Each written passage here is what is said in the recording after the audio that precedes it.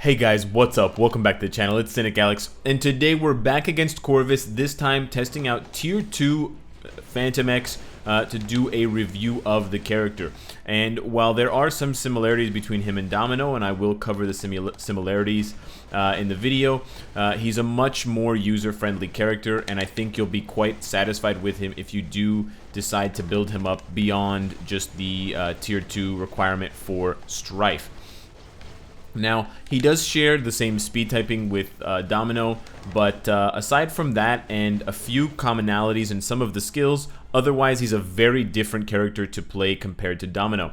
Like Domino, he does have a pretty weak first and second skill, not a lot of damage, not a lot of effects there. He does have an iframe on his second skill, which is nice, but the difference is that most of his damage is stacked on his fifth skill. His fourth skill has some decent damage. It actually has very nice targeting where it kind of follows the target, but his fifth skill is really where he shines, and you'll see he pumps out some really nice damage numbers with his fifth skill, and that's where the majority of his damage comes from, especially if you can time that with a damage proc as I'm doing.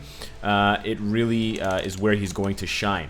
In addition to that, he also has a defense down on his fifth skill, so that stacks with your ignore defense, and it really makes penetrating the boss's defenses, even at high stages like this, a lot easier, and that's why he's able to do these stages quite well, and he's actually quite consistent at it.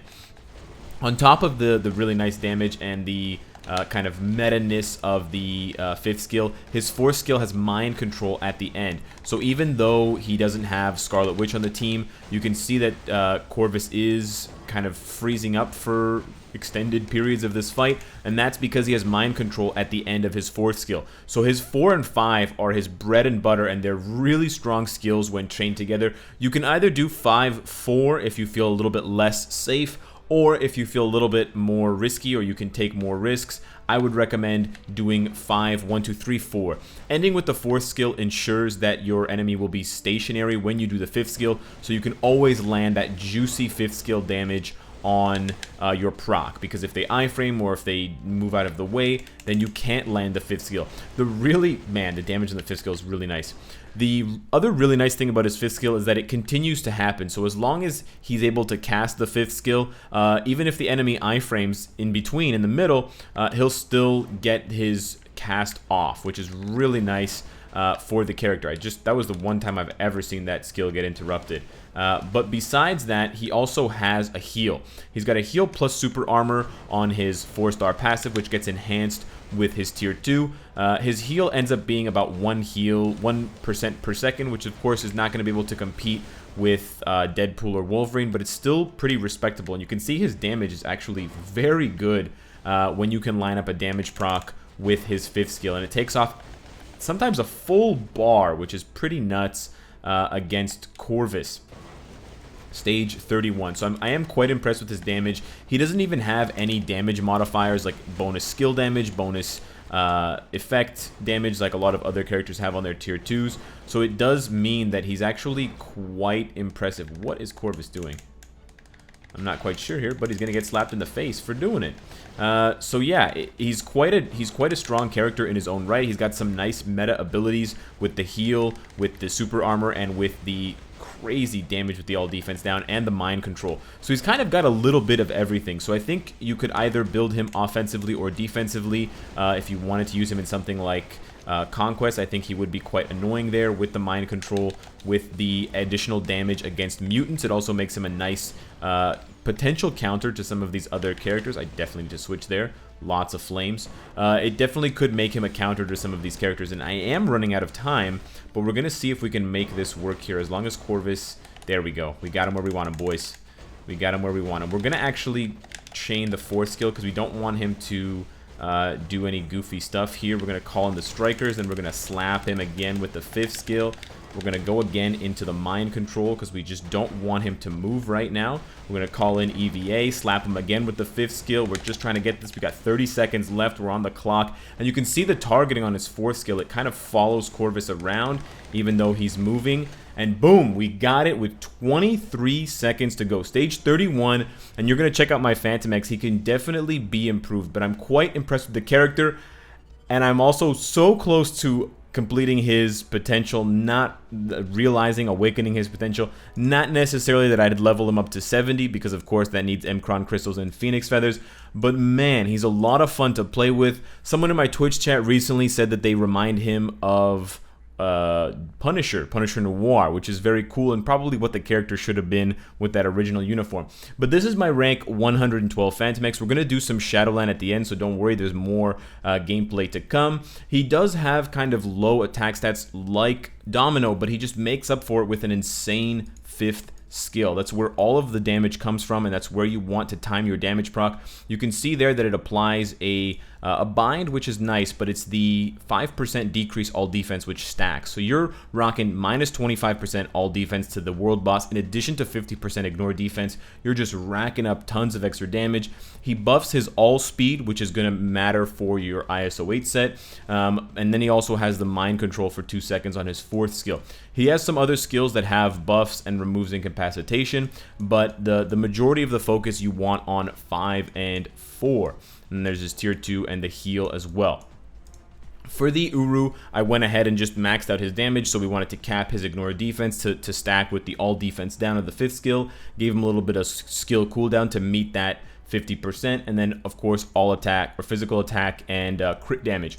Because I believe his gears don't have any skill cooldown, from what I remember. He does have skill cooldown. He does have skill cooldown, but I still found that he was a little bit short of the cap, so I wanted to give him some Uru, and actually he's still short of the cap. So you may consider Hawk's Eye for him. The dodge doesn't synergize as well as I would like it to, but the HP ISO of Hawk's Eye does synergize with his healing and his stats. The problem there is you're basically either sacrificing skill cooldown or ignore defense. Because he doesn't have a lot of either of them, you basically just have to choose. If you want to go full offensive though, Overdrive is the best set, so I would kind of choose between Hawk's Eye or Overdrive. Hawk's Eye is more defensive and you just have to focus more on ignore defense, Uru, because you have skill cooldown. Overdrive gives you the ignore defense and there's no HP ISO, and then you just have to focus on skill cooldown for the 4th gear or for the Uru. For the Obelisk, I went with recovery rate crit damage 200. This is a very nice Obelisk. I think I wouldn't change anything about it. He doesn't really need guard break if you're going to go offensive for him, because he already has super armor from his weapon 13 passive.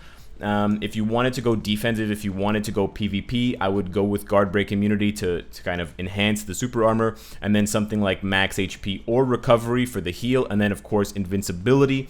That would probably make him as kind of annoying and as tanky as possible to get those mind controls, to get those crazy 5th skill AoE drops down. But I actually have a lot of fun playing the character.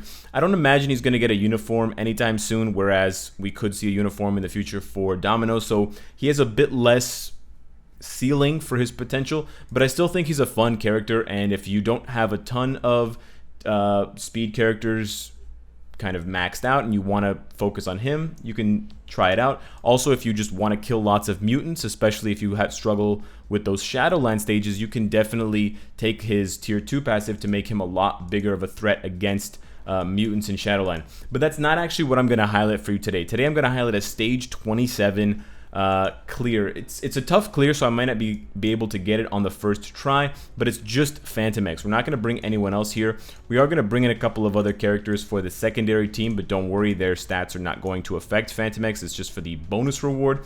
But this stage is notoriously difficult for the energy damage immunity, for the fact that Dormammu has the reflect, and just it's a really hard stage to clear. And to show you guys, hopefully, if I can get it done right, that a character from the new Epic Quest can actually finish this mission is actually a really good setup, especially for you new players who maybe haven't started that long ago, don't have an expansive roster, and you don't want to build up another character like Quicksilver or Winter Soldier for this stage, because I know a lot of speed characters are recommended to clear this stage because they deal physical damage and because they have an advantage against the second half of the stage, which includes Doctor Strange and Ancient One, which both have blast types, which, you know, speed types are ideal against. But you can see here that he's already dropped one of the characters. He's working on Dormammu and Satana. This is probably... Oh, I missed all of my 5th skill. That's heartbreaking. But this is probably my best clear so far. He keeps them in check. He's also got some additional stuns. I didn't cover the stuns against the world boss, but you can see they're working here in tandem with his mind control. And we just need to take down Dormammu. 1 iframe or 2 should do it. And we got the first half victory. FANTOMEX solo. Remember, guys, his leadership is 6% all speed. So his leadership is basically doing nothing here. But hopefully he'll be able to shred these guys here. As long as I don't get silenced by Clea, we should be pretty well set up. We set him up with the mind control, and then we knock him down. And he kind of just bobs in and out. And you can see, even though he's quite far away from the enemy, he's able to kind of move back and forth with his skills. I did get silenced there. Clea is so crafty, but she's almost dead. And we should have a lot more... This half should be a lot easier than the second half, although we are running into some issues with targeting right now and lining up my damage proc. We should line it up here, though. It's a little bit early. Doctor Strange is giving me a bit of a hard time. I might not actually be able to clear this time on this second stage. Doctor Strange and Ancient One are being super difficult, but I think this is a really good showing for FANTOMEX. You know, I can definitely build him better. I can definitely build his Urus better, but you can see here that I'm very close to finishing it, and if I had gotten a few more of my damage procs off, if I had kind of grouped them...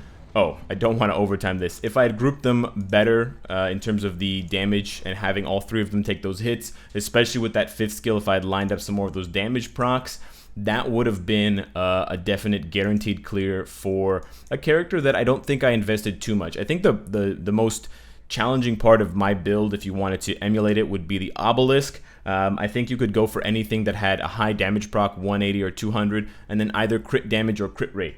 The nice thing about FANTOMEX is because he doesn't have any native crit damage or crit rate, you can really give him an obelisk with any. I wouldn't recommend giving him an obelisk with ignore defense, because that's a much easier stat to get from your cards, to get from Uru, and to get from your fourth gear. You can get those things from you can get crit damage and crit rate from those places as well, and I actually rolled crit damage on his fourth gear, but it's just easier to get on his Uru, and you can get much higher numbers on the obelisk for crit damage and crit rate, and hopefully you can roll both of them.